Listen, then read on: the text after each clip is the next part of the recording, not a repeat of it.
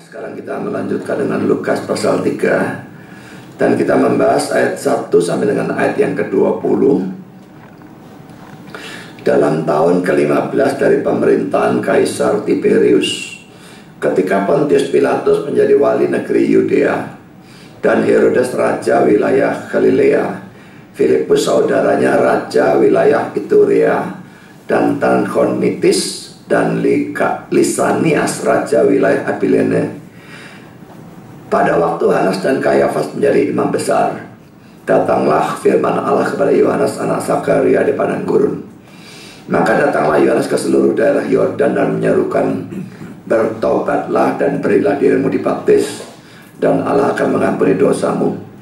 Seperti ada tertulis dalam kitab nubuat Yesaya, ada suara yang berseru-seru di padang gurun, persiapkanlah jalan untuk Tuhan, luruskanlah jalan baginya. Setiap lembah akan ditimbun dan setiap gunung dan bukit akan menjadi rata. Yang berliku-liku akan diluruskan, yang berleku-leku akan diratakan, dan semua orang akan melihat keselamatan yang dari Tuhan. Lalu ia berkata pada orang banyak yang datang kepadanya untuk dibaptis, katanya, hai kamu keturunan ular beludak, siapakah yang mengatakan kepada kamu melarikan diri dari murka yang akan datang? Jadi hasilkanlah buah-buah yang sesuai dengan pertobatan.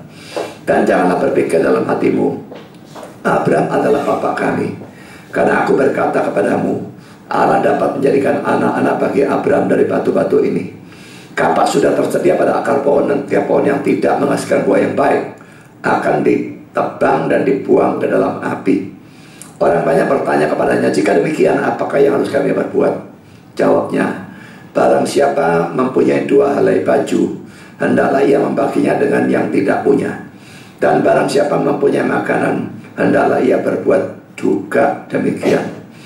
Ada datang juga pemungut cukai untuk dibaptis, dan mereka bertanya kepadanya, Guru, apakah yang harus kami perbuat? Jawabnya, jangan menagih lebih banyak daripada yang telah ditentukan bagimu.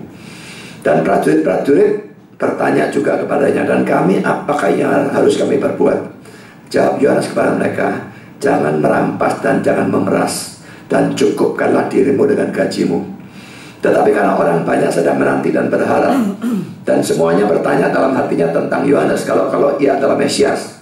Yohanes menjawab dan berkata pada semua orang itu, aku membaptis kamu dengan air, tapi ia yang lebih berkuasa daripadaku akan datang, dan membuka tali kasutnya pun aku tidak layak. Ia akan membaptis kamu dengan Roh Kudus dan dengan api. Alat penampis sudah di tangannya untuk membersihkan tempat pengirikannya dan untuk mengumpulkan gandumnya ke dalam lumbung.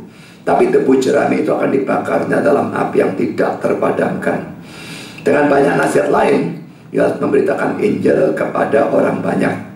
Akan tapi setelah ia menegur raja wilayah Herodes karena peristiwa Herodias istri saudaranya, dan karena segala kejahatan lain yang dilakukannya, raja itu menambah kejahatannya dengan memasukkan Yohanes ke dalam penjara. Saudara, pertama-tama kita menyoroti tentang Yohanes ya. Yang dimaksud dengan Yohanes ini tentu adalah Yohanes Pembaptis. Dulu waktu pertama-tama saya jadi Kristen, saya bingung ini Yohanes yang mana ya. Terlalu tidak bisa membedakan. Saudara, Yohanes Pembaptis beda dengan Rasul Yohanes ya. Rasul Yohanes yang muridnya Yesus. Yakobus nanti juga ada beda, ada Yakobus yang muridnya Yesus, ada Yakobus yang saudaranya Yesus dan sebagainya. Maria juga ada beberapa Maria, Herodesnya juga ada banyak Herodes dan sebagainya. Jadi jangan bingung dalam persoalan ini Yohanes adalah Yohanes Pembaptis, dan dia di sini adalah saat-saat dia mulai pelayanan. Kita baca ayat 1 dan ayat 2 sekali lagi ya. Dalam tahun ke-15 dari pemerintahan Kaisar Tiberius, ketika Pontius Pilatus menjadi wali negeri Yudea dan Herodes raja wilayah Galilea, Filipus saudaranya raja wilayah Iturea dan Trachonitis, dan Lisanias raja wilayah Abilene. Pada waktu Hanas dan Kayafas menjadi imam besar, datanglah firman Allah kepada Yohanes anak Zakaria di padang gurun. Sudah ada beberapa hal yang ingin saya bahas dari ayat 1 dan 2 ya. Pertama saudara, kalau kita melihat ayat 1, saat itu adalah tahun ke-15 pemerintahan Kaisar Tiberius. Ini Kaisar Romawi ya. Tiberius itu menggantikan Agustus. Kaisar Agustus, yang menjadi kaisar Romawi pada saat Yesus lahir. Lukas 2 ayat 1. Jadi sudah lewat hampir 30 tahun. Dan Tiberiusnya menggantikan Agustus yang pada waktu Yesus lahir menjadi kaisar Roma. Lukas pasal 2 ayat 1. Dan pada saat ini si Lukas yang menuliskan Injil Lukas ini mengatakan Pontius Pilatus adalah wali negeri Yudea. Kedua, dia mengatakan Herodes adalah raja wilayah Galilea. Nah, laki-laki saudara Herodes jangan dikacau balaukan, saudara.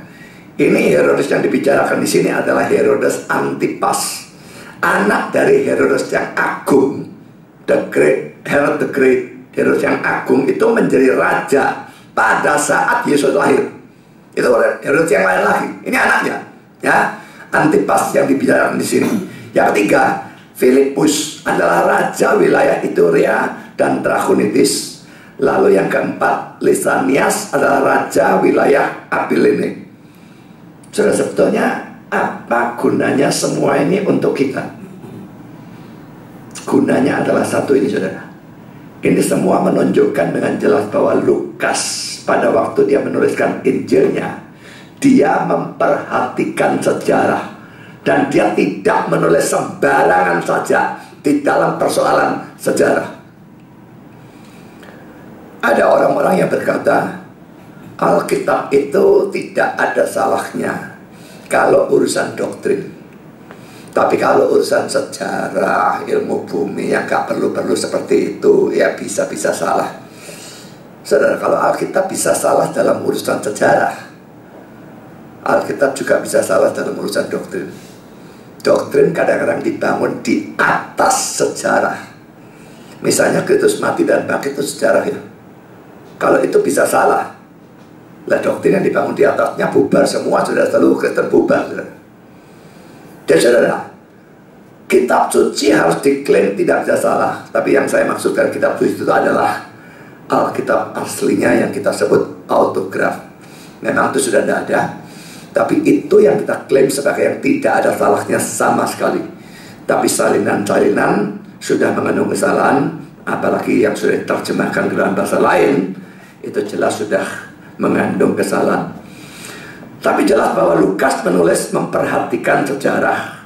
Para penulis Alkitab memperhatikan bukan cuma sejarah, geografis dan sebagainya, itu diperhatikan. Saya ingat saya pernah membaca satu cerita yang betul-betul terjadi, saudara. Ada seorang kafir yang ingin membuktikan bahwa Alkitab itu salah. Dan dia membaca kitab Kisah Para Rasul. Paulus pergi ke sini, kota-kota itu kan disebutkan gitu ya. Dia lalu kepingin membuktikan bahwa itu salah. Dia datangi itu kota-kota yang disebutkan dalam Kisah Rasul, semua satu persatu dan sebagainya. Apa hasilnya, saudara? Hasilnya dia mendapati bahwa semuanya persis plek dengan fakta. Dan itu membuat orang itu justru bertobat lalu percaya Kristus. Dia percaya Alkitab dan akhirnya percaya Kristus.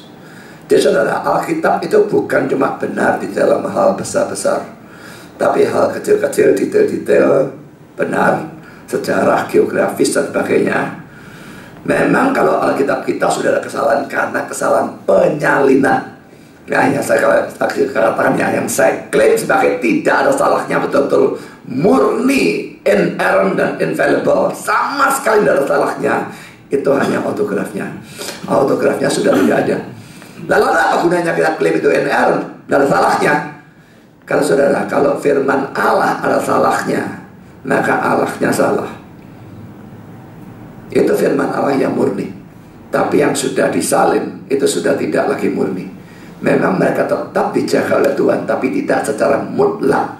Seperti pada waktu penulis langsung menulis di bawah ilham Roh Kudus, itu penjagaannya mutlak dan sama sekali tidak ada salah. Tapi waktu penyalin menulis, itu ya kalau penjagaan ada sih ada ya, tidak lalu berantakan sama sekali jadi sesat, itu tidak. Tapi kesalahan itu sudah mulai masuk. Kalau begitu bagaimana? Apakah berbahaya membaca Alkitab? Satu hal, saudara, pokok pada waktu saudara membaca Alkitab, saudara membaca seluruhnya. Dan pada waktu menafsirkan ayat manapun, Saya memperhatikan semua ayat dalam Alkitab yang berhubungan, saya jamin saudara aman. Bahkan kalau saya pakai Alkitab bahasa Indonesia, Alkitab bahasa Indonesia ini kita agak apes ya. Karena Alkitab kita ini tergolong buruk sekali penerjemahannya ya. Nggak tahu yang terjemahkan ini menerjemahkan dari mana, saya tidak yakin mereka menerjemahkan dari Ibrani dan Yunani ya. Tapi jelas-jelas sangat banyak kekacauan yang tidak karu-karuan. Yang Inggris jauh lebih bagus dalam kebanyakan hal ya. Tapi saudara, bagaimanapun, kalau saudara memperhatikan prinsip itu, tafsirkan ayat manapun, lihat seluruh Alkitab yang berhubungan, saya yakin saudara aman dari kesesatan. Yang membahayakan adalah orang main comot, lihat cuma satu ayat, tutup ayat yang lain, tafsirkan cuma satu ayat ini, maka saudara pakai biar seandainya atau autograf pun ada dan saudara pakai itu, saudara tetap bisa sesat. Karena memang bukan caranya menafsirkan ayat model seperti itu, saudara. Selalu harus lihat seluruh ayat yang berhubungan, tafsirkan bersama-sama, tidak boleh ada tabrakan, baru itu tafsiran yang benar. Ini poin pertama, saudara. Kita masuk pada poin yang kedua. Ayat yang kedua pada bagian akhir mengatakan bahwa pada saat itu Hanas dan Kayafas menjadi imam besar. Saudara, ada dua keanehan di sini yang mungkin kalau saudara baca sepintas saudara tidak melihat ya. Pertama, keanehannya, bagaimana mungkin ada dua orang menjadi imam besar pada saat yang bersamaan? Tidak bisa, saudara, itu ya. Kedua, kata imam besar kalau dilihat di dalam bahasa aslinya ada dalam bentuk tunggal dan bukan dalam bentuk jamak. Jadi Hanas dan Kayafas jadi imam besar. Kenapa kata imam besarnya ada di dalam bentuk tunggal dan bukan bentuk jamak? Ini aneh. Tapi saudara, hal yang rasanya aneh, kelihatan salah, ini bisa dijelaskan, saudara. Kayafas itu adalah menantu dari Hanas.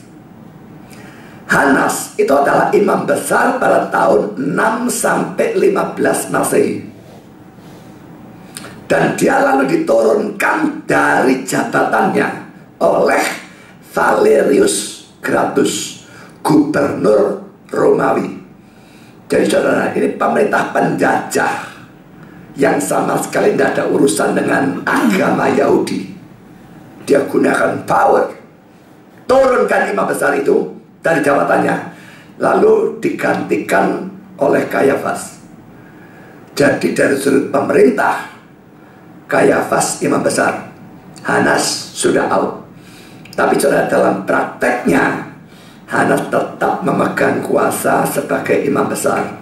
Dan juga masyarakat Yahudi mana mau peduli sama apapun tindakannya pemerintah, mereka akui Hanasnya dan bukan Kayafasnya. Jadi akhirnya dua-dua, yang satu diakui pemerintah, yang satu diakui oleh masyarakat. Dan ini juga mertua dengan menantu, mereka bukan saingan atau bagaimana. Jadi saudara, itu penjelasannya mengapa bisa dikatakan Hanas dan Kayafas menjadi imam besar, tapi tetap imam besarnya digunakan bentuk tunggal dan bukan bentuk jamak. Seorang penafsir bernama Norval Geldenhuis mengatakan demikian. Sekalipun orang Romawi telah memecat Hanas dan Kayafas adalah imam besar yang resmi, dalam kenyataannya Hanas tetap mempunyai atau menjalankan beberapa atau sebagian otoritas imam besar. Jadi saudara, ini sama misalnya ya, gereja ini saya pendeta, saya gembala sidang, tahu-tahu pemerintah gak senang ini gereja ini kebanyakan nginjil ngajar firman Tuhan, lalu mereka pecat saya dan angkat katakanlah Rudi gitu ya jadi pendeta ya. Ya, Rudi jadi pendeta menurut pemerintah, tapi jemaat macam nggak mau, Pak Budi. Jadi akhirnya secara sah, secara hukum Rudi pendeta, tapi bagi jemaat saya tetap pendeta. Jadi sama seperti itu kasusnya Hanas dan Kayafas ya. Itu sedikit contoh saja ya. Karena poin ketiga, saudara, pada saat itu dikatakan datang firman Tuhan kepada Yohanes. Ayat 2, pada waktu Hanas dan Kayafas menjadi imam besar, datanglah firman Allah kepada Yohanes anak Zakaria di padang gurun. Saudara, beberapa poin lagi saya bahas ya. Kata firman dalam ayat 2 ini dalam bahasa Yunani digunakan istilah rema, bukan logos. dua kata ini, rema dan logos, sebetulnya artinya sama. Artinya adalah firman, atau dalam bahasa Inggris word, ya, kata. Tidak dibedakannya apakah itu kata-kata orang atau kata-kata Tuhan. Kalau kata firman itu kan beda dengan kata. Kalau omongannya orang, kata. Kalau omongannya Tuhan, firman. Itu bahasa Indonesia. Tapi dalam aslinya maupun dalam bahasa Inggris tidak ada pembedaan semacam demikian. Dan rema dan logos ini sebetulnya dua istilah yang interchangeable. Interchangeable itu bisa dibolak-balik. Kalau saya katakan ini adalah tembok, bentar lagi saya katakan ini adalah dinding. Tembok dan dinding itu dua kata yang berbeda, tapi artinya sama. Interchangeable, mau digunakan tembok bisa, mau digunakan dinding bisa. Tapi saudara, orang-orang karismatik tidak terlalu ngerti Yunaninya, tidak terlalu ngerti ayat-ayatnya. Mereka menggunakan ini, ayat ini, ya, Yohanes dapat rema, yang di sini digunakan rema, bukan logos. Yohanes dapat rema, dan ini jadikan dasar dari teologia rema di dalam kalangan karismatik.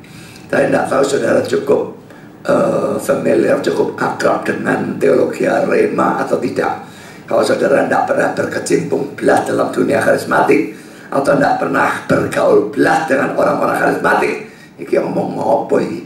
Tapi kalau saudara sudah sering berkecimpung dalam dunia karismatik dan bergaul dengan orang-orang karismatik, maka saudara tahu bahwa logos yang artinya firman dan rema yang artinya firman dibedakan secara sangat nemen.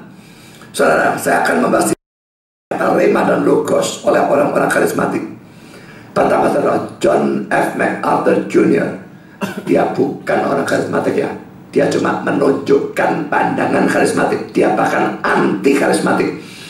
John F. MacArthur Jr. ini menulis sebuah buku berjudul The Charismatic.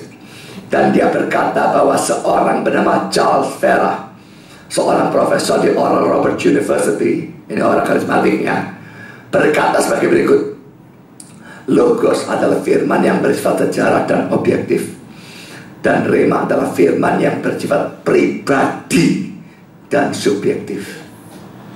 Jadi kalau rema itu pribadi, kalau saudara membaca, ya, Matius 28 ayat 19, pergilah jadikan semua bangsa muridku. Nah, itu firman yang umum, ya. Lalu saudara lihat orang kafir, kok gak turun rema, ya? Padahal saya tahu Matius 28 ayat 19, Tuhan gak nyuruh aku nginjil. Tapi kali yang lalu saya lihat orang kafir, kalau yang lain lagi, wih, tahu-tahu remanya turun. Saudara merasa Tuhan bicara pada saudara, injili orang itu. Lah, ini remanya turun, Tuhan minta saya nginjil. Lalu Matius 28 ayat 19, dia lebih baik dibuang saja kalau gitu caranya. Tapi itulah cara mereka, saudara, ya. Tuhan bicara pribadi, itu untuk aku. Nah, tentu dalam Alkitab umum, kau untuk aku dalam setiap saat. Ini omong kosong, saudara. Nah, memang seperti itu, Alkitab dibuang saja, saudara. Dalam buku yang sama, saudara, John F. MacArthur Jr. mengatakan bahwa Charles Farah itu juga berkata 3 kalimat ini. Pertama, logos menjadi rema kalau itu berbicara kepadamu. Pada saat saya khotbah ini, saudara merasa khotbahnya ini berbicara kepada saudara atau enggak? Kalau enggak, itu logos. Kalau iya, itu rema.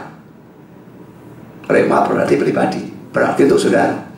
Kalau logos, itu objektif, ya. Lalu kalimat kedua, logos itu bersifat hukum. Anda ngerti apa maksudnya logos bersifat hukum, ya? The logos is legal, bahasa Inggrisnya. Logos itu bersifat hukum. Sedangkan rema adalah sesuatu yang dialami. Kalimat ketiga, logos tidak selalu menjadi rema. Firman Allah bagimu. Perhatikan, ya, logos tidak selalu menjadi rema. Firman Allah bagimu. Cilaka pandangan itu. Yang kedua, saudara, orang karismatik sering berkata, saya sering kumpul dengan orang-orang seperti itu ya. Dan dulu ada seorang dokter di rumah sakit Adi Usada, karena kakak saya juga dokter di sana, saya sering ke sana dan kumpul dengan dia. Dia dokter, tapi dia juga sering khotbah, dan dia orang karismatik. Bolak-balik, saudara, wah, lihat orang remanya turun, wah. Lalu dia kalau saya remanya turun, dia bertindak, nggak tahu apa, nengking setan, nginjil, nggak tahu apa saja, tapi pokoknya remanya turun. Nah, itu omongannya bolak-balik muncul, remanya turun dan sebagainya. Saudara, kalau dia mengatakan remanya turun, bagi dia itu berarti bahwa dia mendapat suatu pimpinan atau perintah secara pribadi dari Tuhan, langsung pada hati atau pikirannya. Dan rema yang turun itu bisa berupa ayat kitab suci ataupun tidak. Tidak harus ayat Alkitab.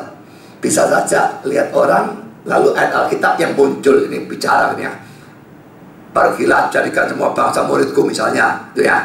Atau kamu harus jadi saksiku di Yerusalem, Yudea, Samaria. Bisa, tapi bisa juga enggak.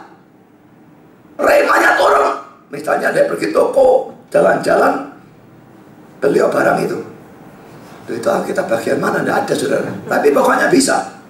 Remanya turun, Tuhan bicara tanpa ayat Alkitab, bisa. Ya,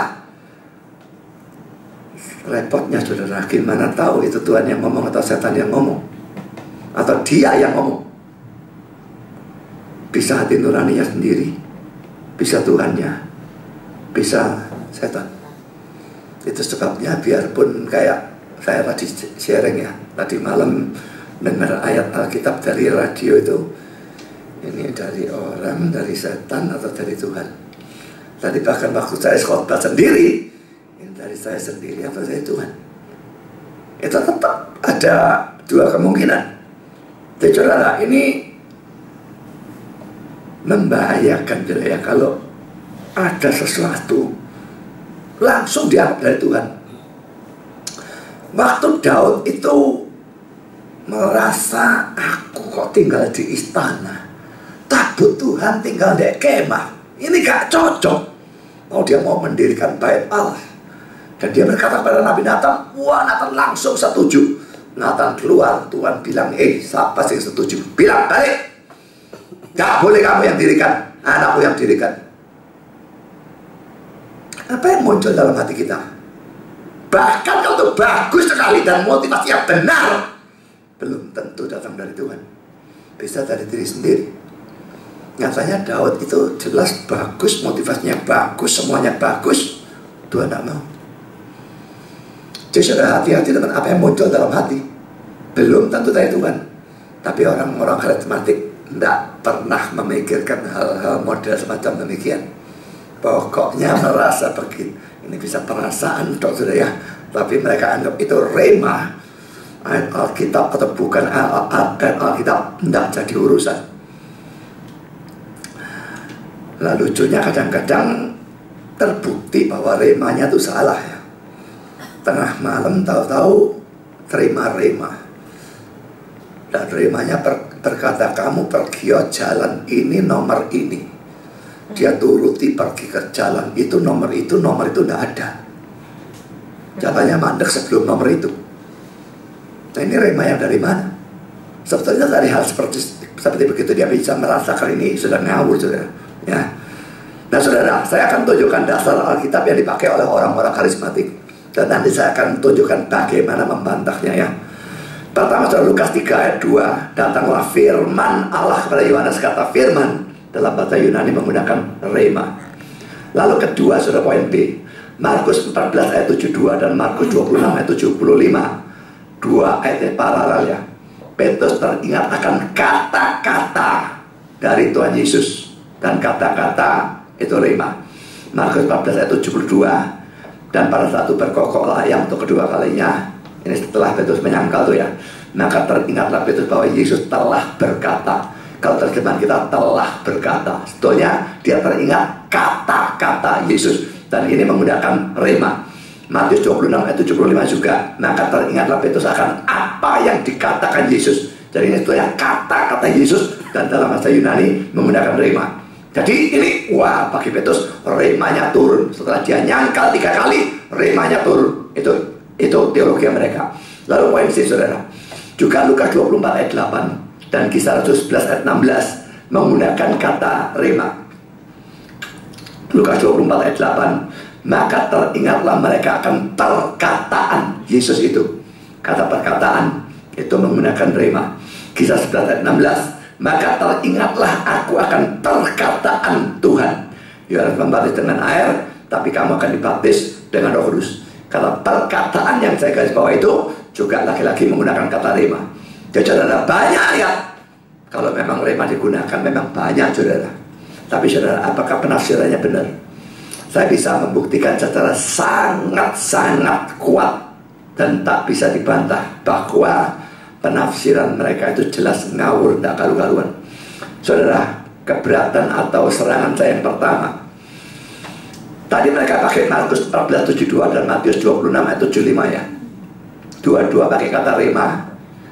Mereka lupa atau sengaja tidak tahu atau pura-pura tidak tahu bahwa ada ayat paralel yang ketiga, yaitu dalam Lukas 22 ayat 61. Cuma kalau Markus 14:72 dan Matius 26:75 menggunakan rema, ayat paralel yang ketiga, yaitu Lukas 22 ayat 61, ternyata menggunakan logos. Saya bacakan ayatnya. Lalu berpalinglah Tuhan memandang Petrus, maka teringatlah Petrus bahwa Tuhan telah berkata. Ya, laki-laki pastinya dia teringat kata-kata Tuhan ya. Jadi ini logos. 2 ayat pakai rema, ayat ketiga pakai logos, dan 3 ayat paralel bicarakan peristiwa yang persis sama. Sekarang saya tanya, yang diterima Petrus rema atau logos? Kalau 2 hal itu berbeda, berarti Lukas bertentangan dengan Matius dan Markus. Satu-satunya cara harus dikatakan bahwa rema dan logos itu interchangeable. Seperti yang saya katakan, bisa dibolak-balik dari tembok dan dinding. Jadi tidak ada hal lain, saudara, tidak ada kemungkinan yang lain. Demikian juga saudara, tadi 2 ayat orang teringat akan kata-kata Tuhan pakai rema. Lukas 24 ayat 8 dan Kisah Rasul 11 ayat 16. Sekarang saya tunjukkan 1 ayat lagi yang juga orang teringat kata-kata Tuhan, tapi pakai kata logos. Kisah Rasul 20 ayat 35. Dalam segala sesuatu yang telah kuberikan contoh pada kamu, bahwa dengan bekerja demikian kita harus membantu orang-orang yang lemah dan harus mengingat perkataan Tuhan Yesus, sebab Ia sendiri telah mengatakan ada lebih berbahagia memberi daripada menerima. Saudara, kata perkataan ini logos.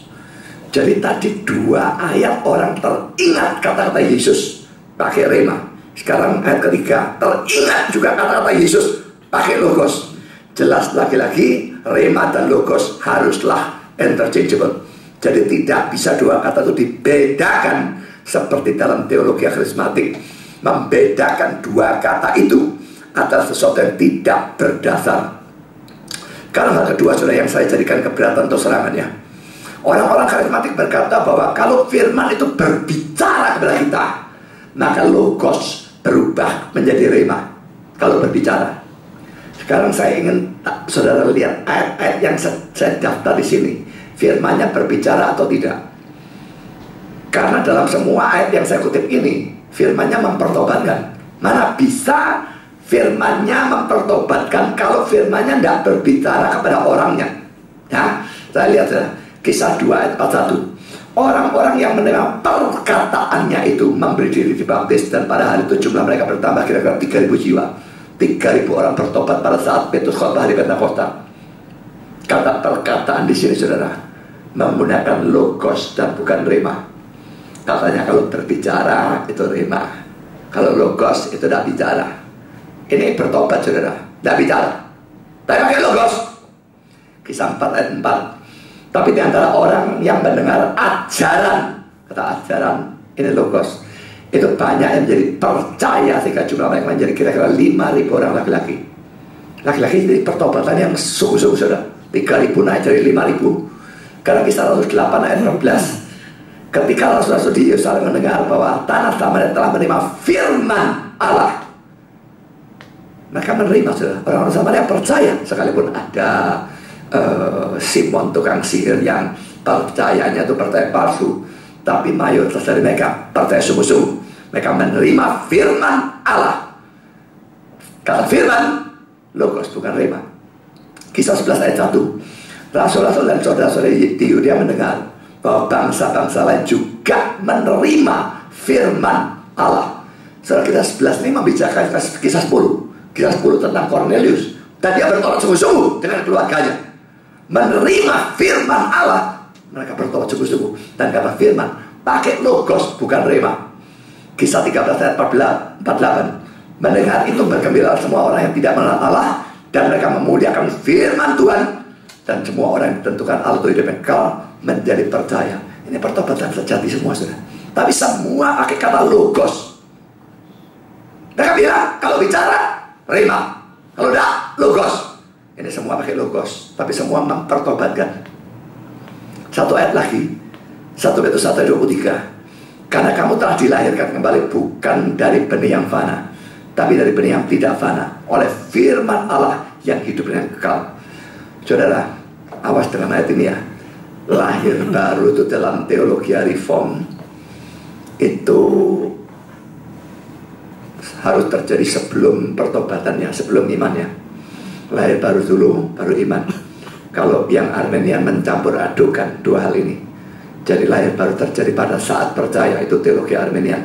Tapi reform tidak. Lahir baru dulu, baru iman. Dan lahir baru ini, lahir baru dalam arti sempit. Tidak ada digunakan firman Tuhan atau apapun. Roh Kudus bekerja sendiri melahir barukan. Tapi saudara, kenapa di sini pakai firman? Ini lahir baru dalam arti yang luas. Jadi mencakup sampai orang itu beriman. Dan tentu saja kalau demikian, maka menggunakan firman. Jadi sini saudara, firman juga pakai logos. Tapi firman ini membuat orangnya bertobat. Mana bisa firmannya tak bicara. Jadi mereka bilang kalau bicara itu baru logosnya berubah jadi rema. Tapi dari banyak contoh saya kira saya sudah membuktikan kelewat banyak bahwa terlalu banyak ayat-ayat pakai logos, tapi toh ayatnya atau firmannya berbicara kepada orangnya. Poin ketiga saudara, ajaran yang berkata logos tidak selalu menjadi rema, firman Allah bagimu, yang dikutip oleh John Eckbeck atau Junior dari Calvera tadi ya. Ajaran ini jelas sekali berbau ajaran sesat yang namanya neo-ortodoks. Neo itu baru ya, ortodoks kolot. Kalau di baru itu jangan pikir yang baru selalu genah. Banyak yang bagus benar diperbarui jadi sesat. Neo-ortodoks ini dengan tokohnya yang bernama Karbar itu tetap dianggap sebagai ajaran sesat. Karena apa? Ajaran itu berkata bahwa kata-kata dalam Alkitab hanya menjadi firman Allah kalau kata-kata itu berbicara kepada kita. Jadi pada waktu saudara baca Alkitab atau saudara mendengar khotbah dari Alkitab ya, kalau berbicara maka itu firman. Kalau tidak berbicara bukan firman. Ini repot saudara. Saudara sedang baca Alkitab, sedang sumpah, banyak tidak bicaranya daripada bicaranya saudara. Artinya sudah firmannya ngamui sekali, gegeri, negur dosa, segala macam. Banyak dianggap tidak bicara saudara daripada berbicara. Dan kalau memang seperti itu saudara, nanti akhir zaman Tuhan menghakimi orang dengan firman itu bagaimana? Yohanes 12, 47, 48 ya. Akhir zaman itu firman dipakai menghakimi saudara ya. Nah, kalau sekarang misalnya dihakimi Rana, ini kan Tuhan yang manggil, saya manggil Bu Rana ya. Nah, Tuhan lah, gak usah manggil Bu ya. Rana, kamu aja mendengar firman. Loh, waktu gak bicara kok kan. Firmannya gak bicara ya, bukan firman. Gak bisa ngomong Tuhannya lah. Teologi apa itu saudara? Kalau bicara itu firman, kalau tidak bicara bukan firman.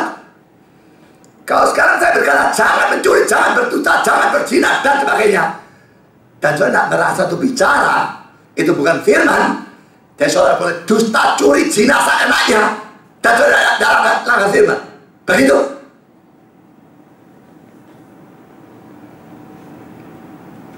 Ini jelas ajaran salah, ajaran sesat.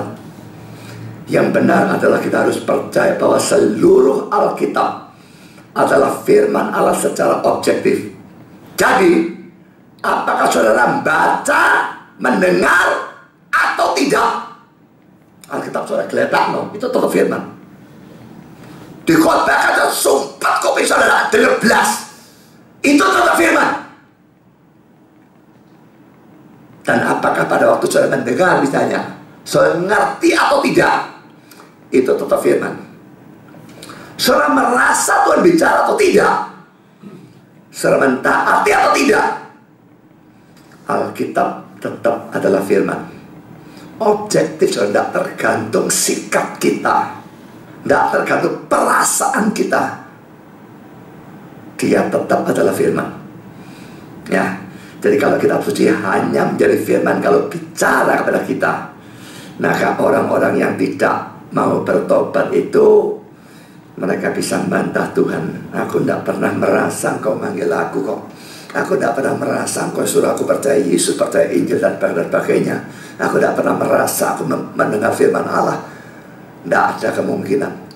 Kamu sudah dengar, kamu tidak mau percaya, itu adalah firmanku, dan kamu masuk neraka karena ada percaya firman. Saudara, poin keempat, ajaran karismatik tentang rema ini berbahaya karena ajaran ini menyebabkan banyak orang lalu mencari rema tersebut dalam hati mereka, dan akibat yang tak terhindarkan apa? Setiap mau bertindak nunggu remanya. Mana remanya? Remanya gak datang, gak bertindak. Akibat yang tidak terhindarkan apa? Alkitabnya diabaikan. Tak bisa, tidak, saudara. Saudara, dalam Alkitab kita melihat ya, Tuhan bicara dengan cara-cara yang supranatural ya, melalui malaikat. Kadang-kadang dia datang sendiri, kadang-kadang pakai pendengaran, pakai penglihatan, pakai mimpi, dan sebagainya, pakai macam-macam cara yang supranatural. Sampai zaman perjanjian baru dan sebagainya, bahkan Rasul Yohanes masih tetap mendapatkan cara-cara supranatural itu ya. Bisa sampai zaman sekarang apa enggak? Saya percaya bisa. Karena Tuhan itu Maha Kuasa dan dia berdaulat, kalau dia mau bisa. Tapi saudara, harus saya katakan bahwa frekuensinya tidak mungkin sesering seperti pada zaman Alkitab. Dengan dasar apa saya mengatakan demikian? Saudara, pada zaman Alkitab, karena Alkitab belum ada atau Alkitab belum selesai ditulis, maka Tuhan banyak menggunakan cara-cara supranatural. Tapi setelah Alkitab selesai ditulis, kalau Tuhan terus bicara secara supranatural, orang tidak akan belajar Alkitab. Lelaku aku belajar satu malaikat datang apa? Gak repot-repot dengar Pak Budi ngomong ini, ngomong itu belum tentu nek Pak Budi bener itu salah. Nunggu malaikatnya datang terang benerin, atau nunggu Yesusnya yang nampakkan diri dan sebagainya. Saudara tidak belajar Alkitab. Apakah Tuhan menuliskan Alkitab setebal itu untuk diabaikan? Tentu tidak. Jadi saya percaya masih ada cara-cara supranatural, tapi tidak mungkin sesering dulu. Karena kalau sesering dulu, Alkitab akan diabaikan, dan itu pasti bukan maunya Tuhan. Dia tulis setebal itu untuk dipelajari. Dan sekarang secara umum, mau tahu kehendak Tuhan, belajar Alkitab saudara. Jangan nunggu mimpi dan sebagainya. Kata-kata ini, kata-kata malaikat apa sekali. Iya, sing muncul malaikat. Setan bisa menyamar sebagai malaikat terang, itu kata-kata dari Alkitab. Kalau yang muncul malaikat ternyata samaran setan, saya pikir lebih aman belajar Alkitab saudara. Jadi saudara, ajaran tentang rema hanya menjadi firman kalau bicara dan sebagainya, hanya menjadi rema kalau bicara. Ini akan membuat orang cari rema lalu mengabaikan Alkitab. Tuhan tidak mau itu. Dia mau kita belajar Alkitab. Dan sekarang ini secara umum Dia menyatakan kehendaknya melalui firman. Roh Kudus memang punya tugas mengingatkan kita akan firman Tuhan. Yohanes 14 ayat 26 ya. Tetapi saudara, kalau kita tidak pernah belajar ataupun mengerti Alkitab kita atau firman Tuhan, tidak ada sesuatu yang bisa Roh Kudus ingatkan untuk kita.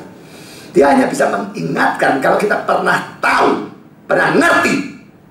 Lupa, setelah dia ingatkan. Tapi kalau tidak pernah belajar, yang diingatkan sama dia apanya? Tidak ada. Karena saudara, banyak baca Alkitab isi data. Lu lupa lagi, tidak apa-apa lupa lagi. Baca terus. Pertama tak lama-lama ingatan, lama-lama tambah banyak. Kedua, kalau potong lupa, Roh Kudus bisa mengingatkan apa yang sudah pernah pelajari. Tapi kalau belajarnya tidak pernah, tidak ada apapun yang dia bisa ingatkan. Jadi karena itu belajar Alkitab dengan sungguh-sungguh dan tekun harus jadi prioritas dalam hidup kita. Bukan cuma dalam kebaktian, tapi dalam BA. Saya khotbah panjang ya. Saat jam 3 berapat kadang-kadang. Kalau saya khotbah saat jam berapat itu saya pendek. Ini jam berapa nih? Ini sudah hampir 3/4 jam. Masih jauh dari selesai. Saudara merasa keberatan belajar panjang? Belajar panjang saja sampai mati gak entek kitab suci itu saudara. Nah ini yang belajar pendek. Apalagi belajar pendek yang gak ada isinya, ketepek dongengan. Gereja 1 jam saja. Nah, gerejanya 1 jam saja, khotbahnya 20 menit saja. Paling-paling begitu kira-kira gitu ya. Atau khotbahnya 30 menit lah paling-paling. Khotbahnya 30 menit, lalu kalau ceritaan dongengannya 20 menit. Kalau tidak lebih, lalu connya 5 menit lagi, maka firmannya cuma 5 menit. Kapan ngertinya Alkitab kalau modelnya seperti itu? Saudara, hari Minggu itu hari untuk Tuhan. Ingatlah hari Sabat dan kuduskanlah dia. Kuduskan itu pisahkan dia.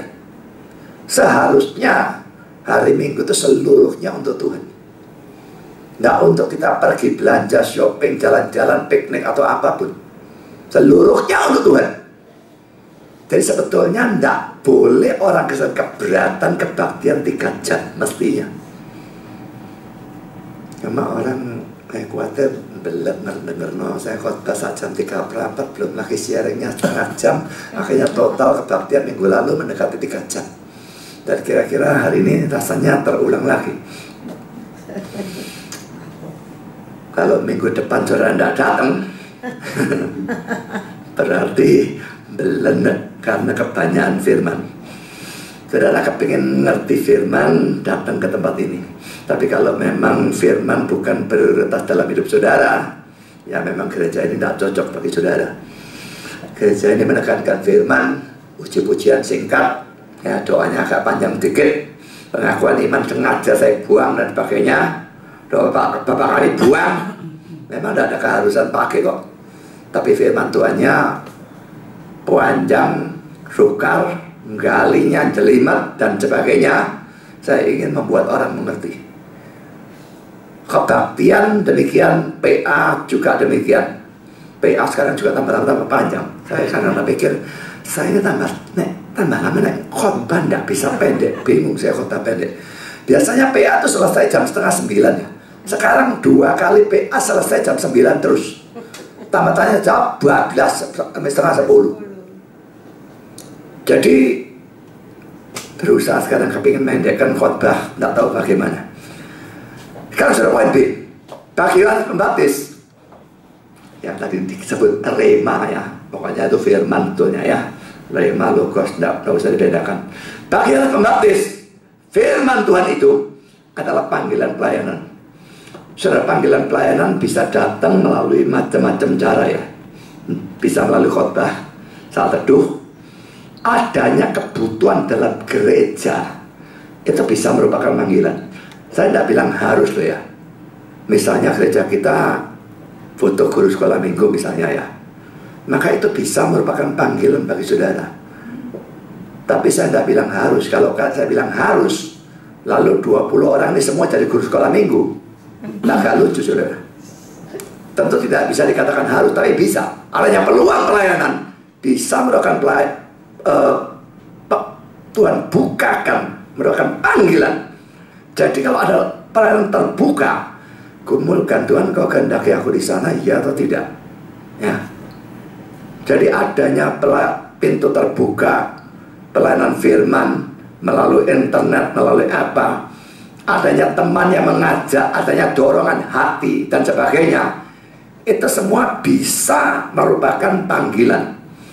Dorongan dari hati bisa, tapi ingat bisa juga enggak. Seperti tahu tadi, dia pengen bangun baik Allah, dorongan hatinya bagus, dorongannya hatinya, motivasinya bagus, tuannya enggak mau. Saya sebaliknya, saudara, nggak pernah ada dorongan hati jadi pendeta. Nggak pernah saya kepingin jadi pendeta. Nggak pernah punya cita-cita jadi pendeta. Tapi saya yakin dalam pergumulan 7 bulan, Tuhan, saya yakin mutlak manggil saya. Ya sudah, saya serahkan diri.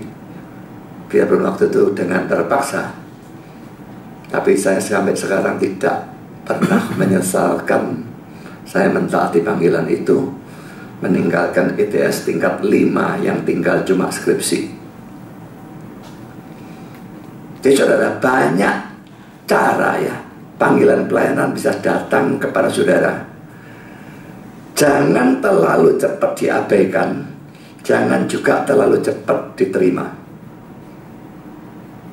Tapi doakan, gumulkan, minta pimpinan Tuhan. Apakah ini memang panggilan Tuhan, ya atau tidak? Orang dorong-dorong, lalu saudara melayani, itu belum tentu dari Tuhan, bisa dari orang itu. Jadi saudara, selalu kalau ada dorongan, ajakan, pintu terbuka dan sebagainya, pikirkan dan gumulkan, ini memang untuk aku atau tidak. Bisa juga dicoba. Setelah beberapa bulan dilihat, cocok dengan karunia aku, iya atau tidak. Kalau saya masuk kur, apalagi jadi pelatihnya, nggak butuh 6 bulan saudara untuk buat kurnya buyar, saya pikir.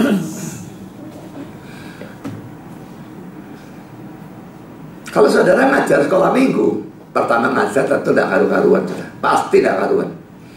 Tapi kalau sudah setengah tahun ngajar, sudah belajar cara-caranya dan pakai berusaha dan pakai setengah tahun, setiap ngajar muridnya jumpritan, lari-lari, ada yang tidur, ada yang apa.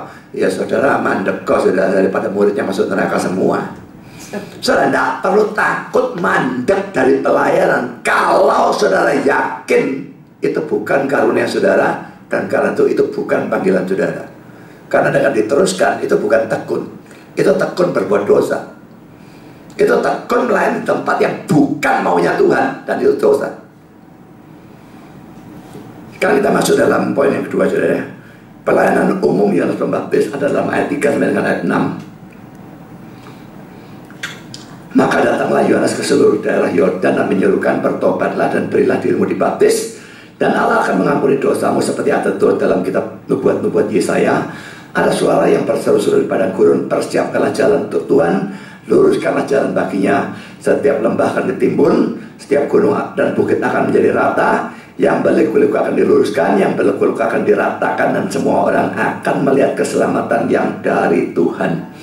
Sudah pertama-tama ayat 3 itu terjemahnya salah ya. Dalam terjemahan NIV, saya langsung berikan terjemahan bahasa Indonesianya ya. Yordan, titik-titik Yordan, memberitakan suatu baptisan pertobatan untuk pengampunan dosa. Jadi beda sama sekali terjemahannya. Lalu poin kedua, saudara, kata pertobatan dalam bahasa Yunani adalah metanoia. Di dekat sini ada untuk mana? Saya noding paling bingung ya. Toko buku metanoia itu artinya pertobatan. Tuanya arti dari metanoia adalah a change of mind, perubahan pikiran. Tapi tentu maksudnya perubahan pikiran ke arah yang positif ya. Kalau perubahan pikiran ke arah yang negatif, tadinya jujur sekarang mau jadi bajingan, itu ya bukan pertobatan, itu kemurtadan itu ya. Jadi metanoia, a change of mind, perubahan pikiran. Itu yang dituntut dari orang-orang Yahudi oleh Yohanes pada saat itu. Yang ketiga, saya tambahkan satu saja. Pertobatan atau perubahan pikiran itu bisa dalam tingkah laku, bisa juga dalam kepercayaan. Kan itu kalau keluar kata pertobatan atau bertobat dan sebagainya dalam Alkitab, bisa bertobat dari dosa, dan itu membutuhkan terus-menerus. Bisa bertobat dalam arti datang kepada Kristus. Ini juga a change of mind ya. Tadi aku tidak percaya Kristus, tadi aku tidak peduli Kristus, karena aku percaya Dia, aku terima Dia sebagai Juru Selamat. Ini a change of mind. Jadi bertobat, lihat kalimatnya dan sebagainya, untuk menentukan ini datang pada Kristus, terima Dia sebagai Juru Selamat, atau bertobat dari dosa. Kalau ini cukup satu kali. Kalau ini terus seumur hidup, proses yang tidak pernah selesai. Poin ketiga, orang Yahudi sudah mengenal baptisan sebelum munculnya Yohanes Pembaptis, tapi itu terhadap orang non-Yahudi yang diyahudikan, masuk agama Yahudi. Tapi sekarang Yohanes Pembaptis melakukan hal itu terhadap orang Yahudi. Jadi ini beda.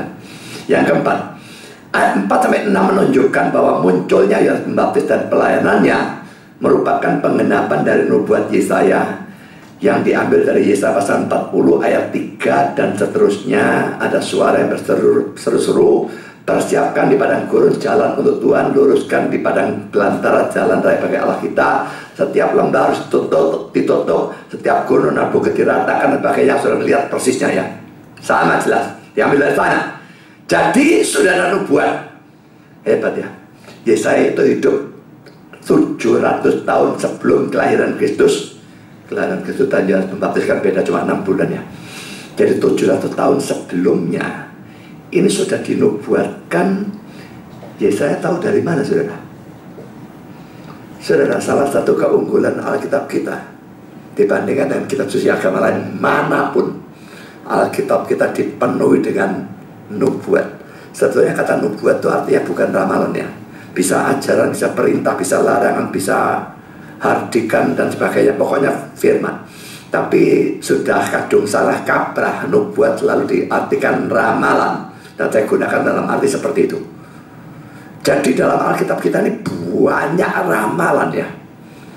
Mayoritas memang berkenaan dengan Kristus, tapi yang ini berkenaan dengan Yohanes Pembaptis. Bukan puluhan toh ya, mungkin ratusan nubuat, dan semua terjadi dengan tepat. Dan nubuat-nubuat yang tidak masuk akal, seperti Yesus lahir dari seorang perawan mengandung, lahirnya di Bethlehem, diberitakan oleh Yesaya, oleh Mika. Dari mana orang-orang itu tahu? Dari mana bisa bernubuat? Saya tantang siapapun bisa menunjukkan kitab suci agama lain yang penuh dengan nubuat seperti Alkitab kita, lalu terjadi semua tanpa salah. Bagi mereka gampang kalau mengajarkan sejarah, gampang kalau memberikan larangan, memberikan perintah, ini itu gampang sekali. Kenapa?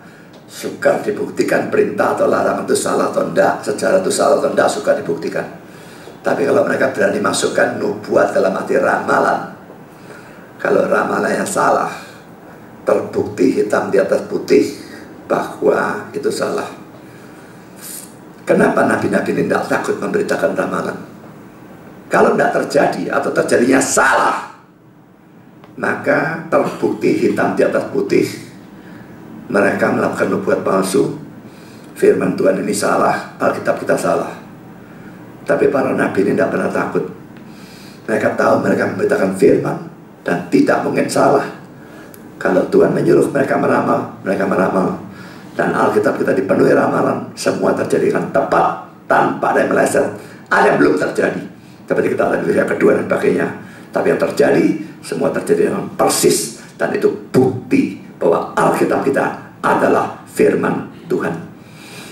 Kalau saudara, pelayanan khusus, tadi pelayanan umum, karena pelayanan khusus Yohanes Pembaptis.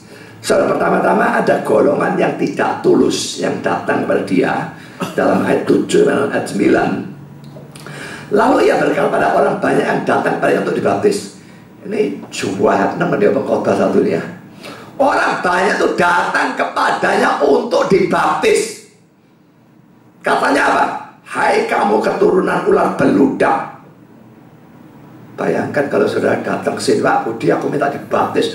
Kamu keturunan ular beludak. Nah itu kan kira-kira gimana? Orang bilang saya ini pengkhotbah keras. Saya tidak pernah maki orang ular beludak. Apalagi yang datang untuk dibaptis.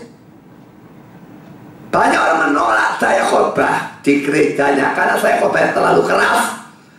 Mereka menolak saya. Mereka juga akan lebih menolak Yohanes Pembaptis dan bahkan Yesus sendiri, karena mereka khotbah lebih keras dari saya. Coba perhatikan, hai kamu keturunan ular beludak, siapa yang mengatakan kepada kamu melarikan diri dari murka yang akan datang? Jadi hasilkanlah buah-buah yang sesuai dengan pertobatan, dan jangan berpikir dalam hatimu, Abraham atau Bapa kami. Karena aku berkata kepadamu, Allah dapat menjadikan anak-anak bagi Abraham dari batu-batu ini. Kapak sudah tersedia pada akar pohon, dan setiap pohon yang tidak mengejar buah yang baik akan ditebang dan dibuang dalam api. Beberapa poinnya. Pertama, poin ayat 7-9 diucapkan oleh Yohanes karena dia tahu, dia nabi ya, Tuhan beritahu dia.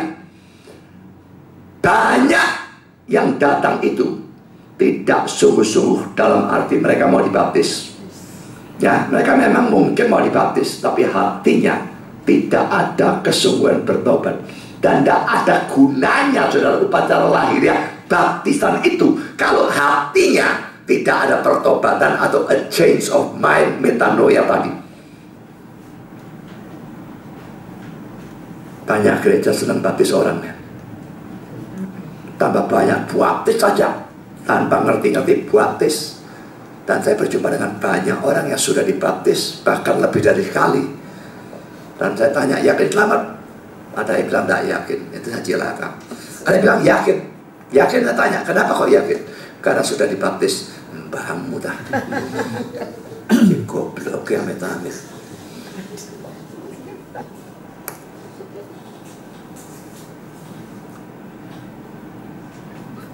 Banyak orang dibaptis, mau dibaptis, tidak perlu membuat kita senang, saudara.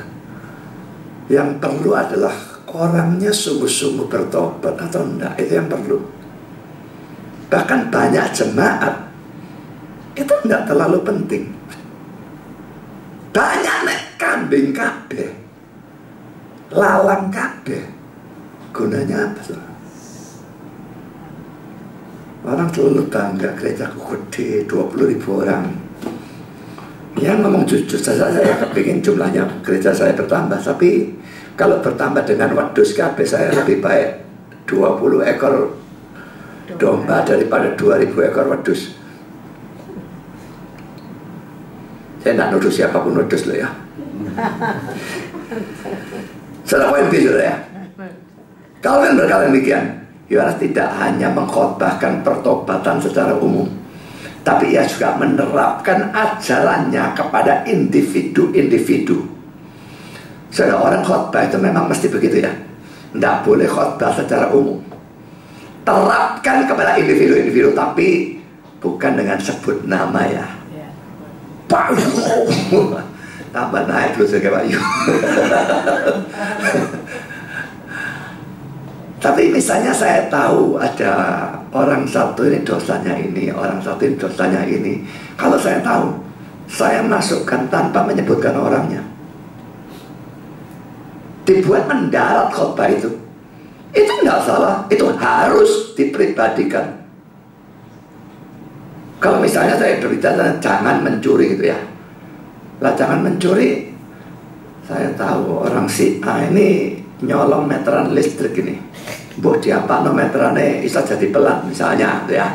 Nah saya masukkan ini mencuri ini salah satunya, meteran listriknya buat dikasih apa jadi jalan di pelan. Nah itu kalau orangnya tidak kerasa ya kebangetan saudara ya. Jadi saudara memberikan penerapan sampai itu betul-betul mengenal, itu tidak ada masalah. Dan saudara jangan ngamuk kalau ada penerapan yang persis seperti begitu ya. Kurang ajar, meteranku tak kasih begituan Pak Budi kok tahu sopo inteli ya. Saudara, kadang-kadang intelnya itu ada, Kadang-kadang tidak. Intelnya Tuhan. Sering saya khotbah tanpa ada yang memberitahu. Khotbah kuanek persis pelek tanpa saya tahu persoalan orang itu. Karena memang firman Tuhan dari Tuhan melalui saya bisa. Jadi kalaupun ada intel, kalau saudara memang salah, karena firman Tuhan negor, peduli amat ada intel atau enggak. Tugas saudara bertobat, bukan kamu sama intelnya atau sama pengkhotbahnya. Jadi saudara khotbah harus punya penerapan ya, menjadi relevan bagi pendengarnya. Baik pengkhotbah maupun guru sekolah minggu juga harus menerapkan. Jadi makanya guru sekolah minggu itu mesti sering kumpul sama anak-anak sekolah minggu yang ngeliat sapa sing nakal iki, suka junjung karena koncoe, suka bojo, suka ngamuk, suka ngantem di koncoe. Lah itu dimaksud nek khotbah, saudara, dimaksud nek pengajaran. Misal contoh dosa, ngantem di koncoe, tak mau maaf no, jungkrakno, dia pasti kerasa. Anak lebih peka lagi dari orang dewasa. Jadi saudara menerapkan seperti itu harus ya. Karena poin ketiga, poin C, ayat 7 ini berkata, ia berkata kepada orang banyak. Tapi Matius 3 ayat 7 menunjukkan bahwa teguran ini ditujukan kepada orang Farisi dan orang Saduki. Orang banyak kan umum, kalau Saduki, Farisi satu golongan. Nah, Calvin mengharmoniskan ini dengan berkata, ia menunjukkan langsung kepada orang Farisi dan Saduki, dan pada saat yang sama menunjukkan melalui mereka suatu peringatan pada semua. Saudara, kalau di sini ada satu orang yang secara khusus saya tuju, misalnya dia yang maliknya, tolong jangan pikir cuma untuk dia, untuk saudara yang lain kan juga. Ya, jadi selalu firman selalu berlaku untuk semua. Sekarang poin D, ayat 7, ular beludak. NIV menerjemahkan vipers. William Erikson mengatakan bahwa ini adalah ular yang banyak terdapat di gurun. Dan ular ini sekalipun kecil tapi sangat berbahaya, karena sangat berbisa dan sering kelihatan seperti ranting yang mati. Jadi bentuknya ini yang membahayakan, bentuknya kayak ranting yang mati. Dipikir ranting sama orang diambil, gigit dia. Dan ini terjadi pada diri Paulus dalam Kisah 28 ayat 3. Ketika Paulus memungut seberkas ranting-ranting dan meletakkannya di atas api, keluarlah seekor ular beludak karena panasnya api itu lalu menggigit tangannya. Cuma waktu itu terjadi mujizat, yang kipatkan gitu saja dan dia tidak mengalami apa-apa. Tapi jangan dicoba loh ya. Jangan pakai Markus pasal 16 digigit ular berbisa minum racun, tidak apa-apa. Saudara, orang tidak waras kalau lakukan itu. Saudara, poin E ya. Ayat 7 akhir kita bandingkan dengan Matius 3 ayat 7. Mungkin artinya adalah siapa yang mendustai kamu sehingga kamu berpikir bisa lolos dari murka Allah. Matius 3 ayat 7 ya. Tetapi waktu yang melihat banyak orang Farisi dan Saduki datang untuk dibaptis, berkatalah ia pada mereka, hai kamu keturunan ular beludak, siapa yang mengatakan kepada kamu bahwa kamu dapat melarikan diri dari murka yang akan datang? Banyak orang berbuat dosa dan mereka berpikir bisa lolos dari murka Allah. Dia banyak sumbang orang, sumbang beras apa sampai jumlah gede, sudah puluhan juta dan sebagainya. Tapi dia juga banyak berzina. Dan berzina gak malu-malu cerita seakan-akan itu apa ya, ya sekedar biasa. Ya pakai narkoba, ya berzina, ya apa.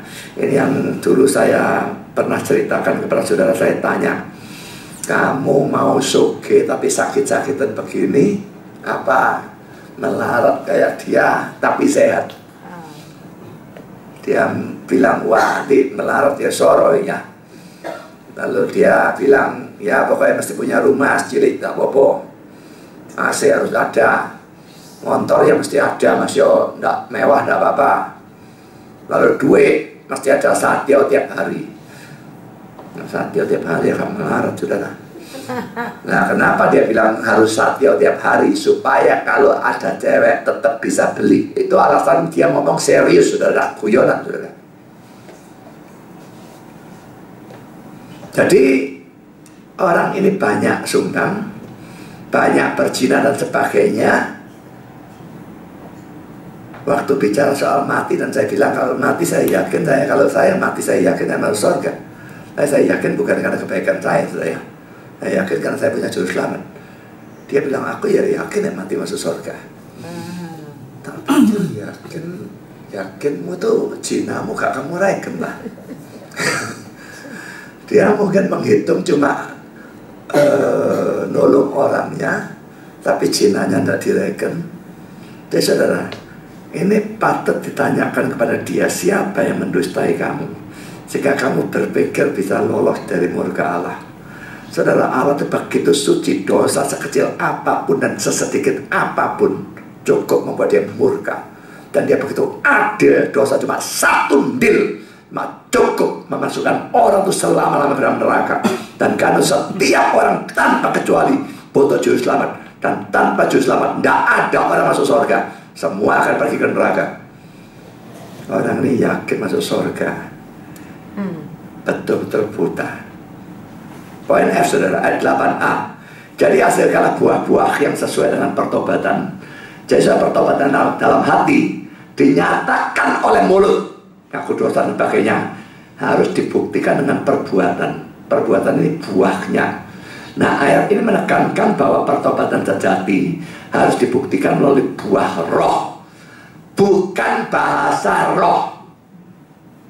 Ini lucu ya, buku Roh Kudus terbitannya Somnya Betani itu saya punya ya. Itu memang bisa lama, atau sekarang masih dipakai apa enggak. Bukti pertobatan bukan buah roh, tapi bahasa roh. Itu ajaran mereka.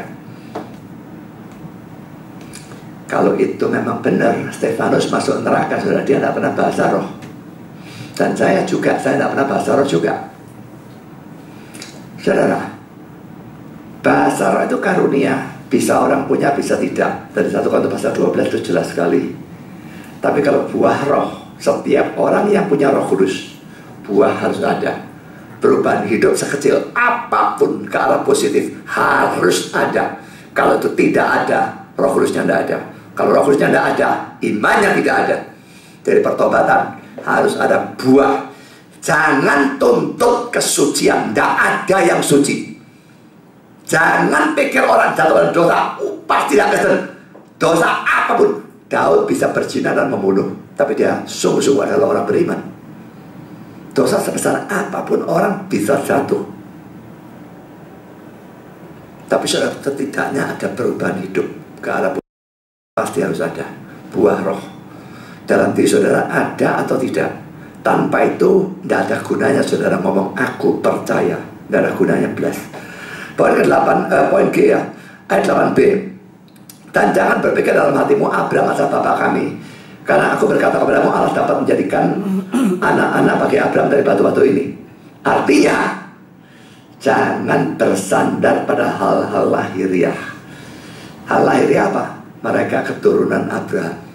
Abraham ini orang istimewa sekali. Abraham dan Musa ini dua yang luar biasa istimewa di dalam pemikiran orang Yahudi. Dan mereka pikir, aku keturunan Abraham mesti masuk surga.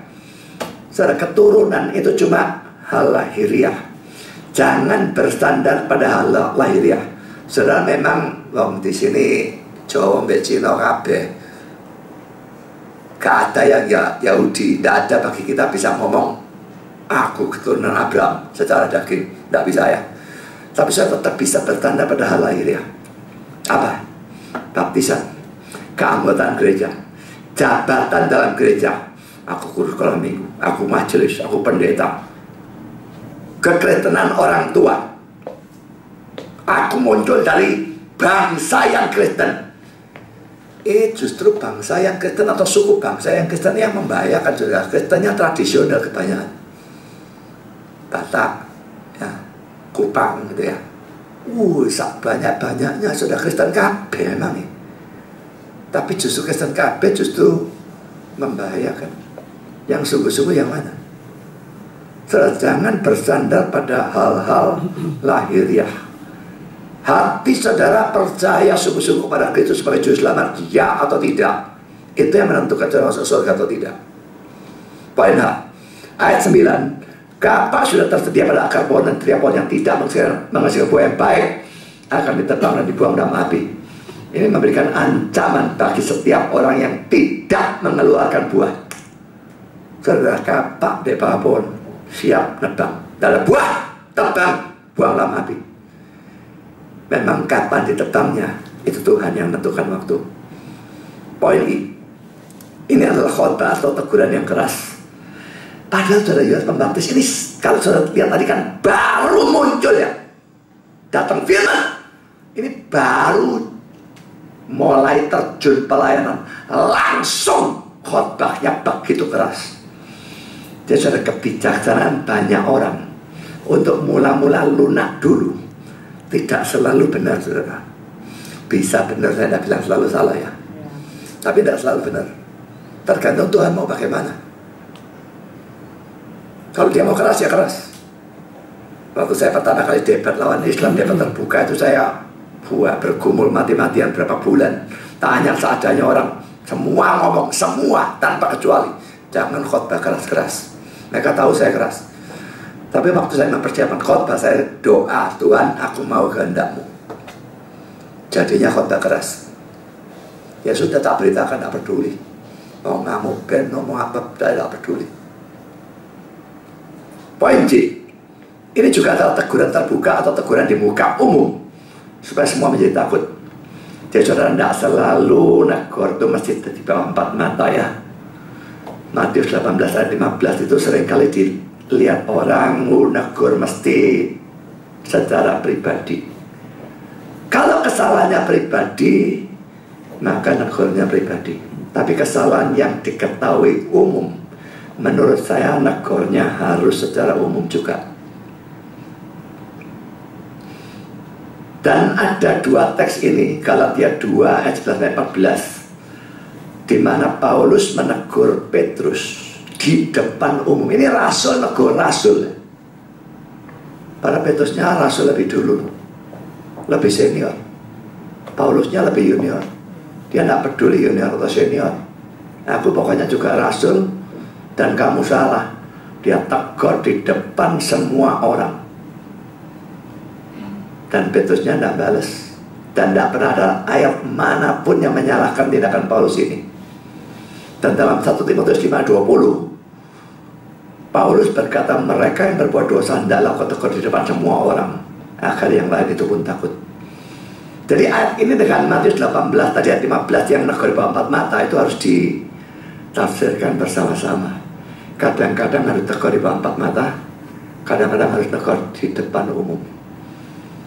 Jangan selalu salahkan orang menegur di depan umum, karena kadang-kadang itu harus dilakukan. Poin kedua, golongan yang sungguh-sungguh. Tadi yang munafik, sekarang yang sungguh-sungguh. Ayat 10 sampai dengan 14. Di sini ada 3 golongan. Ya, orang banyak bertanya kepada, jika demikian apa yang harus kami perbuat? Jawabnya, barang siapa punya 2 helai baju, hendaklah ia membaginya dengan yang tidak punya. Barang siapa punya makanan, hendaklah ia berbuat juga demikian. Jika ada datang juga pemungut cukai untuk dibaptis, dan mereka tanya, guru, apa yang harus kami perbuat? Jawabnya, jangan tagih lebih banyak daripada yang telah ditentukan bagimu. Prajurit-prajurit bertanya juga padanya, dan kami, apa yang harus kami perbuat? Jawab Yohanes pada mereka, jangan merampas dan jangan memeras, dan cukupkan dirimu dengan gajimu. 3 golongan semua datang dengan pertanyaan, apakah yang harus kami perbuat? Ayat 10, ayat 12, dan ayat 14. Ini respon dari orang yang sungguh-sungguh bertobat ya. Kalau sudah bertobat sungguh-sungguh akan tak kepingin tahu, aku harus apa? Sekarang sudah bertobat, now what? Apa yang harus aku lakukan sekarang? Misalnya kepala penjara itu ya, Kisah Rasul 16:30, dia mengantar mereka keluar sambil berkata, Tuhan, apakah yang harus aku perbuat supaya aku selamat? Lalu tanya, apa yang harus aku perbuat? Sekarang kita bahas 3 kelompok. Pertama, orang banyak dalam ayat 10 ya. Pertama, baju dalam ayat 11 nek punya 2 helai baju, bagikan yang satu pada orang lain tuh ya. Baju ini sebetulnya pakaian dalam yang dipakai di bawah jubah. Jadi bukan baju seperti kita ya. Mereka tuh punya kayak pakaian dalam, lalu di luarnya pakai jubah. Tapi pakaian dalam ini lain dengan pakaian dalam kita. Kalau pakaian dalam kita dipakai pakaian dalam tok, pakai jalan di luar, saudara dianggap gila. Tapi di sana itu biasa, pakaian dalam itu bisa dipakai tanpa jubah di luar. Dan ini yang disebut dengan baju. Nah, punya 2, satu suruh bagikan. Ini jangan diartikan secara hurufiah ya. Orang Kristen itu cuma boleh punya 1 baju, gak ganti-ganti. Nah, ini apa ini? Ya, saudara, artinya adalah seperti 2 Korintus 8 ayat 14. Hendaklah sekarang ini kelebihan kamu mencukupkan mereka. Jadi yang punya kelebihan mencukupi orang yang kekurangan, menolong yang kekurangan. Saya bilang kekurangan itu bukan orang yang kekurangan karena kesalahan mereka, karena malas memberi uang kepada pengemis-pengemis di pinggir-pinggir jalan sebanyak-banyaknya itu. Yang jelas-jelas adalah orang sehat, bisa kerja tapi tidak mau kerja, mau ngemis. Menurut saya memberi itu adalah dosa. Tapi kalau mereka memang miskin karena sesuatu bencana dan sebagainya, maka kita menolong mereka. Kedua, baju dan makanan dalam ayat 11 itu cuma merupakan contoh. Itu adalah hal-hal pokok dan tentu bisa berlaku untuk hal-hal yang lain. Tempat tinggal, obat, uang untuk menyekolahkan anak dan sebagainya. Jadi mencakup hal-hal pokok. Kalau menyekolahkan anak bukan berarti menyekolahkan di luar negeri ya. Tempat tinggal itu bisa saja kontrakan yang jelek, nggak harus lalu rumah mewah dan sebagainya. Tapi pokoknya kita harus menolong orang kalau memang kita mempunyai kelebihan. Saudara, kita menolong kekurangan ini, mari kita lihat dalam teks ini ya. 1 yang 3, 16, 17. Demikianlah kita ketahui kasih Kristus, yaitu bahwa ia telah menyerahkan nyawanya untuk kita. Jadi kita pun wajib menyerahkan nyawa kita untuk saudara-saudara kita. Menyerahkan nyawa harus mau, apalagi menyerahkan baju, uang dan sebagainya ya. Barang siapa mempunyai harta duniawi dan melihat saudaranya menderita kekurangan tapi menutup pintu hati atas saudaranya itu, bagaimanakah kasih Allah dapat tetap di dalam dirinya? Sukar ya jalankan ini ya. Yang kekurangan itu banyak saudara, kasihkan semua pada habis. Galatia 6, 9 dan 10. Jangan kita jemu-jemu berbuat baik, karena apabila sudah datang waktu yang kita akan menuai, jika kita tidak menjadi lemah. Karena itu selama masih ada kesempatan bagi kita, marilah kita berbuat baik pada semua orang, tapi terutama kepada kawan-kawan kita seiman. Kalau cuma bisa nolong 1 dari 2, 1 Kristen 1 enggak, tolong yang Kristen. Kalau bisa nolong 2, tolong 2. Kalau bisa cuma nolong 1 seiman, itu masih ditulukan dan itu sangat logis.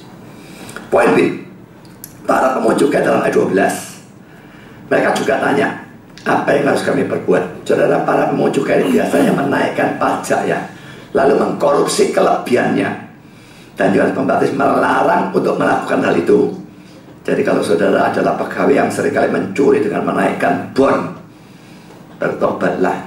Ini sama seperti pemujukan. Lalu saudara, poin C, para prajurit dalam ayat 14. Ini gimana kok bisa ayatnya kalau saya salah? Ayatnya keliru nih.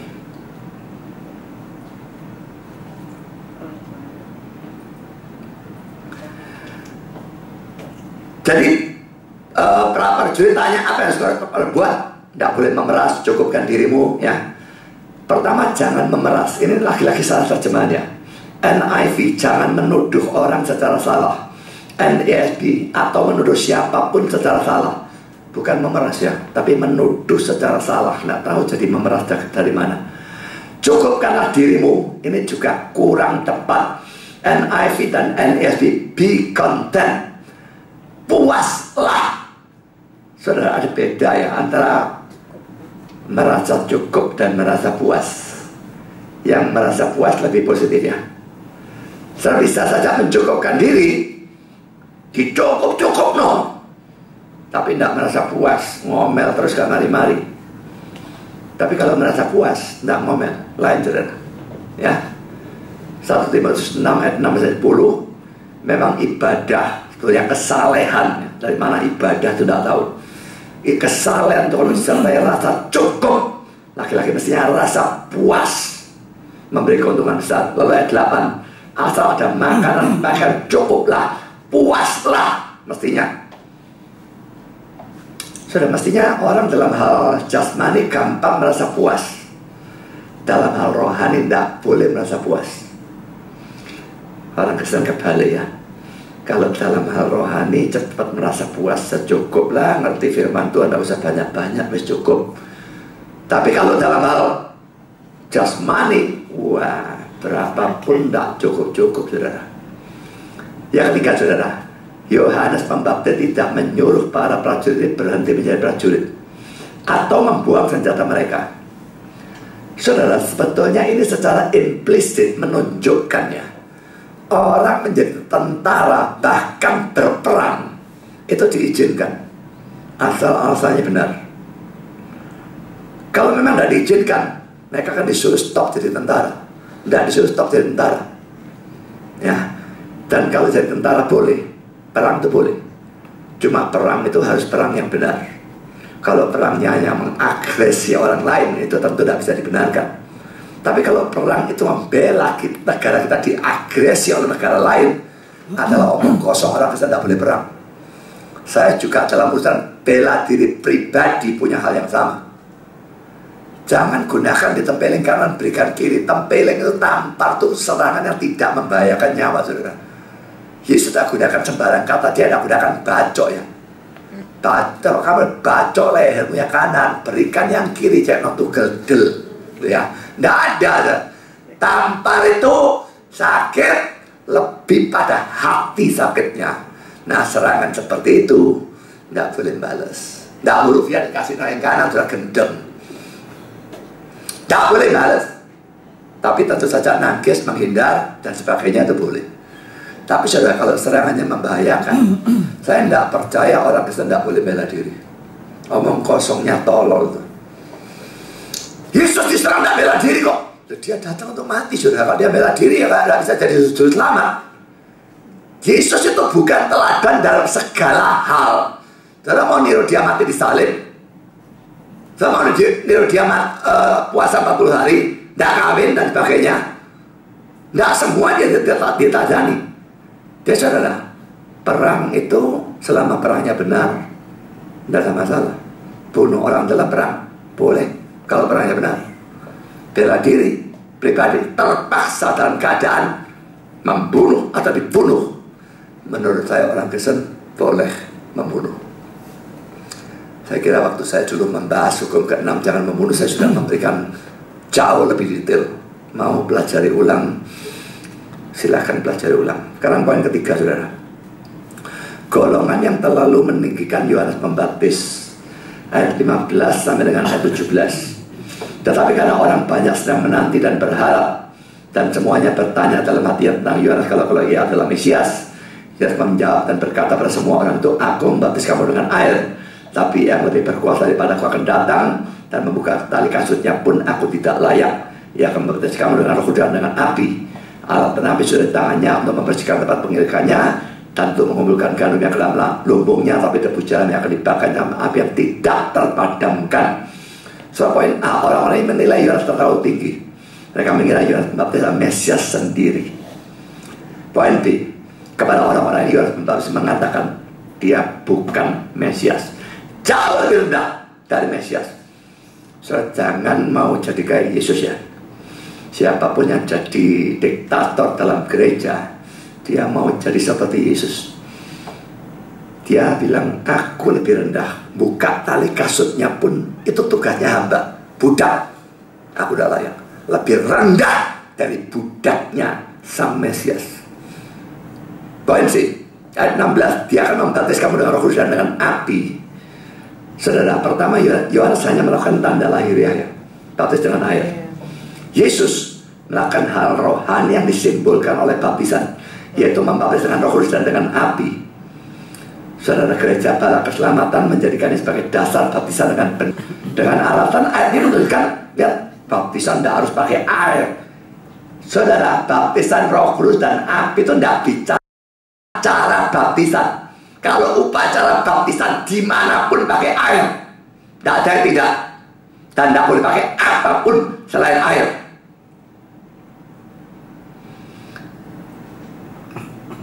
Poin kedua, saudara, William Hendriksen menafsirkan seluruh bagian ini menuju pada hari Pentakosta, di mana Rasul-Rasul menerima Roh Kudus dan ada lidah api pada kepala mereka. Kisah 2 ayat 1-4. Keberatan dalam penafsiran ini adalah kata kamu dalam ayat 16 ini tidak menunjuk pada Rasul-Rasul. Jadi saya kira tidak cocok ketika membaptis dengan Roh Kudus. Saudara, yang membaptis dengan Roh Kudus itu adalah Yesus. Teksnya jelas sekali. Baptis dengan Roh Kudus. Istilah bahasa Inggris baptism of the Holy Spirit, baptisan Roh Kudus atau baptisan dari Roh Kudus, itu adalah istilah salah. Tidak pernah Roh Kudus yang membaptis, ya. Roh Kudus bukan yang membaptis. Istilah seharusnya adalah baptism in the Holy Spirit atau baptism with the Holy Spirit. Baptisan dalam Roh Kudus atau baptisan dengan Roh Kudus. Yesus membaptis, orang dibaptis, saatnya ini Roh Kudusnya. Sama seperti pendeta membaptis, orang dibaptis, saatnya ini air. Ya, jadi itu baptisan dengan Roh Kudus. Lalu bagaimana baptisan dengan api? Saudara, untuk ini ada macam-macam tafsiran, saudara. Pertama, api dianggap menunjuk kepada Roh Kudus, karena sama seperti api itu memurnikan, maka Roh Kudus itu menyucikan. Ini tafsiran Calvin. Jadi dibaptis dengan api, dibaptis dengan Roh Kudus, disamakan oleh dia. Api memurnikan, Roh Kudus menyucikan. Tapi ada pandangan kedua, api menunjuk pada hukuman Allah. Bandingkan dengan ayat 17-nya, ya. Jadi bakal dibakar dan pakainya, yang ini masukkan lubung, yang ini bakar. Kalau ia membaptis, dia tidak bisa bedakan. Dia baptis semua orang dengan air tanpa mengadakan pembedaan di antara mereka. Tapi Yesus mana tahu dia bisa membedakan. Yang percaya dibaptis dengan Roh Kudus, dalam arti diberi Roh Kudus. Yang tidak percaya dibaptis dengan api, dalam arti dihukum. Jadi dua arti. Ada yang menafsirkan api itu penyucian, ada yang mengartikan hukuman. Pandangan ketiga menggabungkan kedua pandangan itu. Yang percaya disucikan, yang tidak percaya dihukum. Ya, jadi akhirnya menjadi tiga pandangan. Sukar untuk dikatakan yang mana yang benar, yang manapun bisa benar. Sekarang saudara, poin D, ayat 17. Alat penampi sudah di tangannya untuk membersihkan tempat pengirikannya dan untuk mengumpulkan gandumnya ke dalam lumbungnya. Tapi debu jeram itu akan dibakarnya dalam api yang tak terpadamkan. Saudara, alat penampi itu berfungsi memisahkan gandum dan sekamnya. Sekarang campur, sekam gandum campur, nanti dia nampi, dan tidak bisa tidak akan terpisah. Sekarang saudara boleh saja pura-pura jadi Kristen, tidak ada yang bisa tahu, tapi Tuhan tahu, dan akhirnya akan dipisahkan. Kedua tempat pengirikan bukan menuju pada dunia, tapi pada gereja. Dalam gereja campur larang dan gandum atau gandum dengan sekam, tapi nanti pisahkan. Ketiga, jadi Yesus akan memisahkan orang Kristen sejati dan orang Kristen KTP. Orang Kristen sejati akan masuk lumbung dalam arti surga, orang Kristen KTP dibakar dalam arti masuk neraka. Saudara, saudara sejati atau KTP? Saya tidak tahu, tapi Tuhan tahu. Dan arahnya saudara pergi kemana tergantung kalau saudara KTP saudara bertobat atau tidak. Percaya Kristus, kalau tidak saudara masuk neraka. Yang keempat, saudara, golongan yang memusuhi Yohanes Pembaptis dalam ayat 19 dan 20. Akan tapi setelah ia menegur raja wilayah Herodes karena peristiwa Herodias, istri saudaranya, dan karena segala kejahatan lain yang dilakukannya, raja itu menambah kejahatannya dengan memasukkan Yohanes ke dalam penjara. Saudara, Herodes Antipas itu menceraikan istrinya Lalu dia kawin dengan Herodias. Herodias itu istri dari Filipus. Filipus itu adalah setengah saudara dengan Herodes Antipas, karena mereka sama-sama anak dari Herodes yang agung. Saudara tiri, ibunya lain. Jadi Herodes Antipas ceraikan istrinya, ambil istri dari saudara tirinya. Dan Yohanes Pembaptis, bayangkan saudara, orang ini nekatnya luar biasa saudara. Kalau RT saudara salah, berani tidak negur RT. RT, RW, lurah, saudara negur, KTP saudara bisa tidak keluar saudara. Ya, mikir 12 kali negur orang. Cuma RT, RW, lurah, ini raja. Elia negur Raja Ahab, dan ini negur Herodes. Dua-dua dalam tanda petik sama gilanya. Kalau saudara menganggap diri saudara berani, coba bandingkan diri dengan orang-orang seperti ini ya. Mereka tidak peduli, mereka masuk penjara. Jadi apakahnya akhirnya dipenggal. Dia adalah gubris. Dia tahu itu benar, harus lakukan. Dia tegur orang gede, orang kecil, orang kaya, orang miskin. Kalau kita cuma berani negur orang kecil dan orang miskin, kita bukan hamba Tuhan ya. Harus berani juga negur orang gede, orang kaya, siapapun, pokoknya betul-betul salah, harus berani negur. Tapi Herodes bukannya bertobat, dia memasukkan Yohanes ke dalam penjara, dan tindakan ini menambah kejahatannya. Setiap kali saya mendengar firman dan saya menolak teguran firman, apalagi dengan sikap marah, jengkel dan sebagainya, saya menambah kejahatan saudara. Dan dengan itu menambah derajat panasnya neraka yang akan saudara pikul. Percayalah Kristus, atau saudara akan sampai di sana. Tuhan memberkati saudara. Amin. Mari kita berdoa. Bapa di surga, terima kasih Engkau sudah pimpin serta berkati seluruh pemberitaan firman.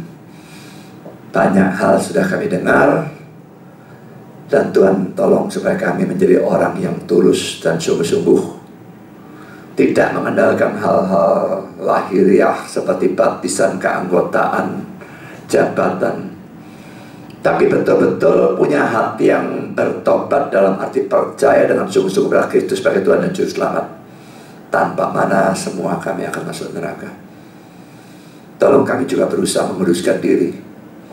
Dan setiap kali kami mendengar firman, kami mendengar dengan sikap yang terbuka dan tunduk. Dan selalu mau dikoreksi, selalu mau membuang dosa pada saat dosa dinyatakan oleh firman. Terima kasih Bapa, dalam nama Yesus kami berdoa.